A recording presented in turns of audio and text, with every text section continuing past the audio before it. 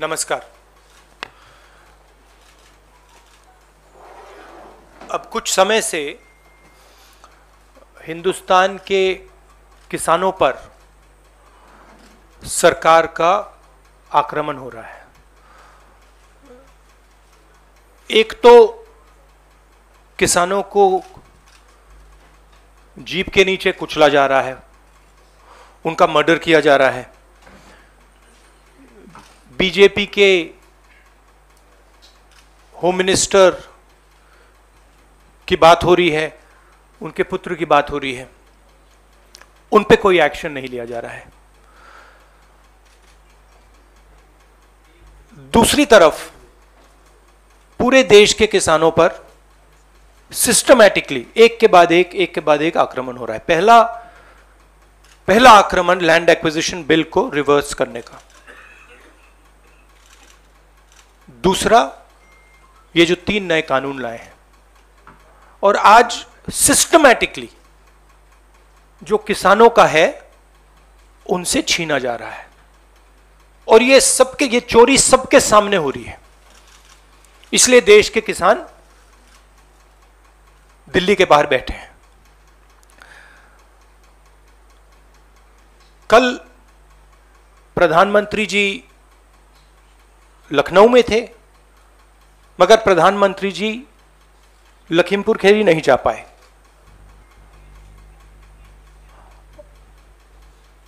Postmortem ठीक से नहीं किया जा रहा है और सिस्टमैटिकली जो भी कुछ कहे उसको बंद किया जा रहा है। आज 2 चीफ मिनिस्टर्स के साथ हम लखनऊ जाने की कोशिश करेंगे, लखीमपुर खीरी जाने की कोशिश करेंगे, उन परिवारों से मिलने की कोशिश करेंगे। बताइए। शुक्रिया। Will have one by one. Will start with PTI Sanjeev Singh. Yes, sir, I have noted. This is please be clear, this is a press conference about the farmers issue and the murder that has taken place in Uttar Pradesh. I would recommend that you don't try and distract that. I'm here to speak on that issue. I'm not going to get involved in that. If you are interested in asking a question about the farmers, you're welcome to do so.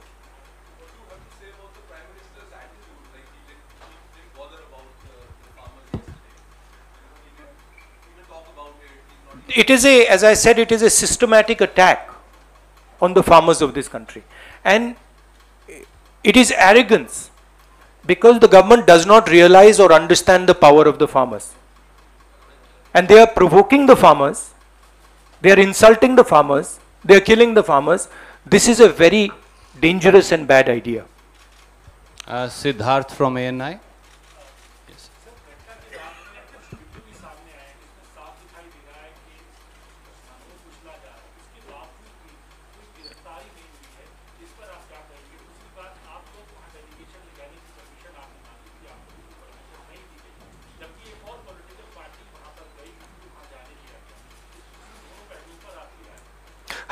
हमने उसके बारे में चिट्ठी लिखी है।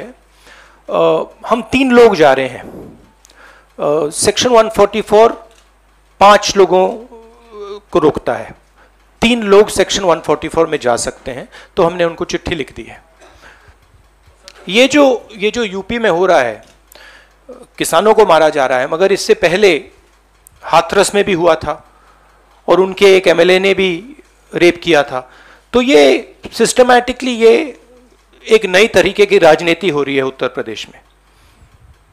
Criminals जो भी करना चाहते हैं कर सकते हैं, चाहे वो बलात्कार हो, किसानों का खून हो, और जो मारते हैं, जो रेप करते हैं वो जेल के बाहर होते हैं, और जो मरते हैं वो जेल के अंदर जाते हैं। Thank you sir. Ashish from ABP.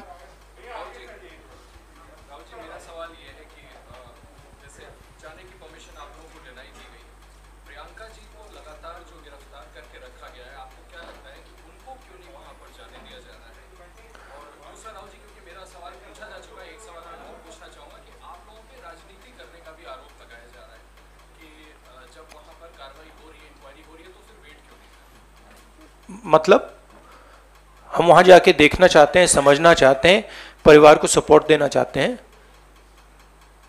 सिर्फ यहां हमें रोका जा रहा है, बाकी पार्टियों को जाने दे रहे हैं। हमने क्या गलती की है? और जहां तक प्रियंका की बात है, ठीक है, प्रियंका को बंद किया है, मगर ये मामला किसानों का है। Thank you sir. Neeraj from TV 18।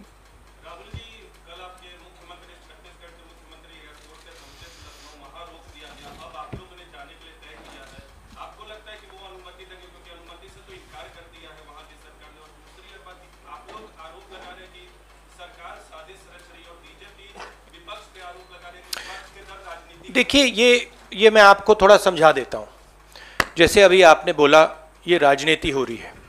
देखिए, हमारा काम, ऑपोजिशन का काम प्रेशर बनाने का होता है। जब हम प्रेशर बनाते हैं तब वहां पे कार्रवाई होती है। हाथरस में हमने प्रेशर बनाया, तब जाके कार्रवाई हुई। सरकार चाहती है कि हम इस मुद्दे को उठाएं ना, प्रेशर ना बनाएं, कि जिन्होंने मर्डर किया वो भाग के निकल जाएं। अगर हाथरस में हम गए नहीं होते, वहां पे जिन्होंने बलात्कार किया था वो सब स्कॉट फ्री निकल जाते। अगर हमने उससे पहले उनके एमएलए के बारे में नहीं बोला होता, वो भाग से निकल जाते। तो इसलिए हम दबाव डाल रहे हैं। हम दबाव क्यों डाल रहे हैं? क्योंकि किसानों के साथ गलत काम किया गया है, उनको मारा गया है। और सचमुच बताओ तो ये आपका काम है, आप लोग तो करते नहीं हो। जो आपकी जिम्मेदारी है उसको तो आप निभाते नहीं हो। उल्टा आप सवाल पूछते हो कि ये पॉलिटिक्स हो रही है। आपकी जिम्मेदारी भी है, उसको तो आप भूल गए और फिर कहते हो हमें कहते हो। Thank you. न्यूज नेशन से मोहित।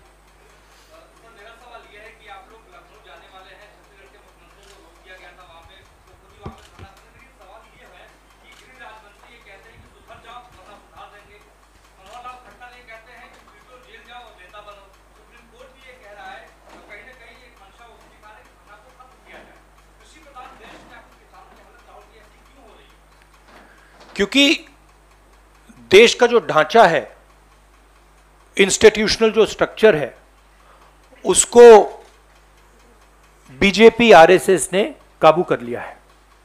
और ये सिर्फ मीडिया की बात नहीं है। आप जानते हो मीडिया को किस प्रकार से कंट्रोल किया जाता है। इसी प्रकार से हिंदुस्तान के सब इंस्टीट्यूशंस को कंट्रोल किया गया है। सिंपल सा आंसर है। Thank you sir. NDTV. Dictatorship, देखिए यहां पे जो डेमोक्रेसी हुआ करती थी, आज हिंदुस्तान में डिक्टेटरशिप है। सीधी सी बात है। राजनेता उत्तर प्रदेश में नहीं जा सकते। कल से हमें कहा जा रहा है कि भैया आप उत्तर प्रदेश नहीं जा सकते। छत्तीसगढ़ के चीफ मिनिस्टर जाते हैं, किसानों से मिलने जाते हैं, उनको कहा जाता है सेक्शन 144। ये कहते हैं मैं तो अकेला हूं, 144 कैसे लागू होगा? कोई जवाब नहीं। अब डिक्टेटरशिप किस बात की है? क्यों डिक्टेटरशिप? क्योंकि भयंकर चोरी हो रही है। जो स्मॉल मीडियम बिजनेसेस हैं, छोटे व्यापारी हैं, उनसे चोरी हो रही है। किसान हैं, उनसे चोरी हो रही है। और जो आम जनता है, उनके जेब में से चोरी हो रही है।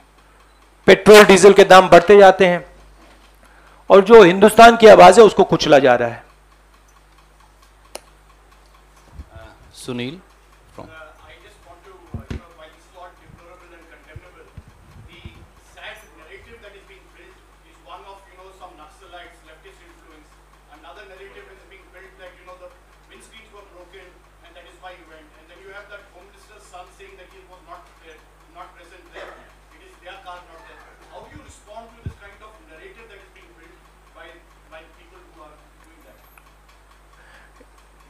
See, it is a narrative that is being built by the forces that I mentioned.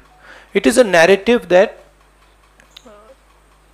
is built using institutions, it is built using the police, it is built using all these different structures. But what you will find is that there is a limit to this narrative. And you will find sooner rather than later, there will be an explosion, the size of which people are not understanding. So what we are trying to do is, we are trying to tell the government, let the democratic process work. This is what the country is about. Do not interfere with the democratic process because it is a safety valve. If you shut the safety valve, other types of problems will come. Right? So we are pushing for maintaining the democratic process. We are also pushing, when the chief ministers, myself, others go to visit this family, we are trying to give them confidence that in this country, you cannot be run over by a criminal who calls himself the Home Minister's son, and then nothing happens. We are not going to allow that. That is the message we are trying to give him. It's a message of hope. Right? Today, those families don't have hope. Today, the farmer doesn't have hope. That is what we are doing. 1 second. Sunil, please don't mind. One question at a time. There are other friends waiting. Supriya, please.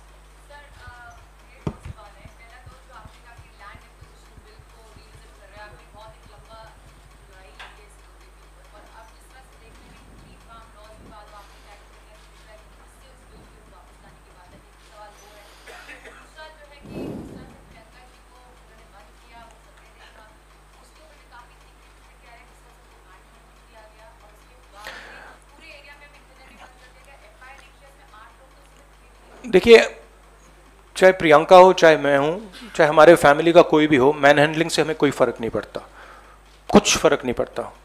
हमारे से आप कुछ भी कर लीजिए, हमें कोई फर्क नहीं पड़ता। हम किसानों की बात कर रहे हैं। हमें बंद कर दीजिए, मैन हैंडल कर दीजिए, मार दीजिए, काट दीजिए, कोई फर्क नहीं पड़ता। हमारी ये ट्रेनिंग है, सालों पुरानी ट्रेनिंग है। ये ट्रेनिंग हमें फैमिली, हमारे परिवार देता है, तो उससे कुछ फर्क नहीं पड़ेगा। नहीं, लैंड एक्विजिशन बिल का मैंने आपसे कहा कि ये सिस्टमैटिकली किया जा रहा है। लैंड एक्विजिशन, फार्म लॉज, ये किसानों का जो है उनसे छीनने का तरीका है। Thank you sir. Supriya, no, Vijaya from इन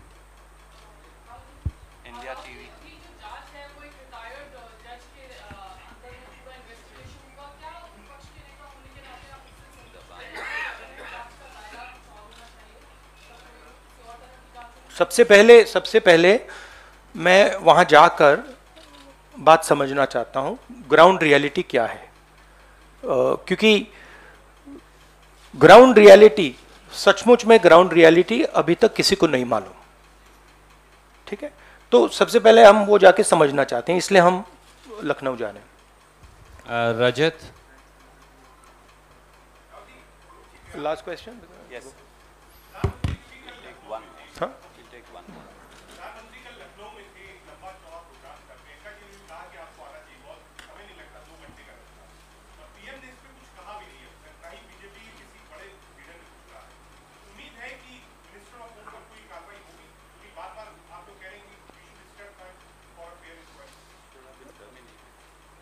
उम्मीद क्या, हम प्रेशर डालेंगे? हम प्रेशर के बिना तो कुछ नहीं होगा, मगर प्रेशर डालेंगे, कोशिश करेंगे। बट ये देखिए, आप सवाल जो पूछ रहे हैं ये रिडिकुलस सवाल है, क्योंकि डेमोक्रेसी में ऐसा सवाल उठना ही नहीं चाहिए कि आप कह रहे हो कि देखो भाई भैया वहां पे किसी ने 6 लोगों को कुचल दिया, प्रधानमंत्री जी जा रहे हैं और आप मुझसे पूछ रहे हो कि जिस व्यक्ति के बेटे ने किया उस पर कार्रवाई होगी। यह डिक्टेटरशिप में सवाल पूछा जाता है, डेमोक्रेसी में ऐसा सवाल नहीं पूछा जा सकता। Thank you. Last, just 1 second, last question. Uma Shankar.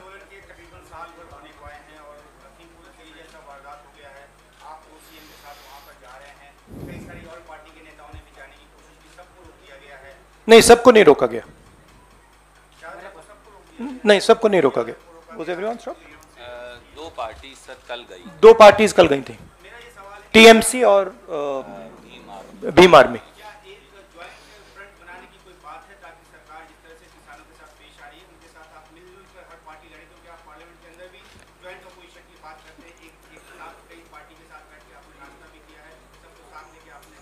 देखिए, जैसे मैंने आपको बोला, ये हम ऑपोजिशन यूनिटी बहुत अच्छी चीज़ है, होनी चाहिए, मगर ये जो प्रेस कॉन्फ्रेंस है ये किसानों का प्रेस कॉन्फ्रेंस है। हम डिस्ट्रैक्ट नहीं करना चाहते, जिन लोगों को वहाँ मारा गया है उनकी हम इज्जत रखना चाहते हैं और उन्हीं की बात करना चाहते हैं यहाँ पे।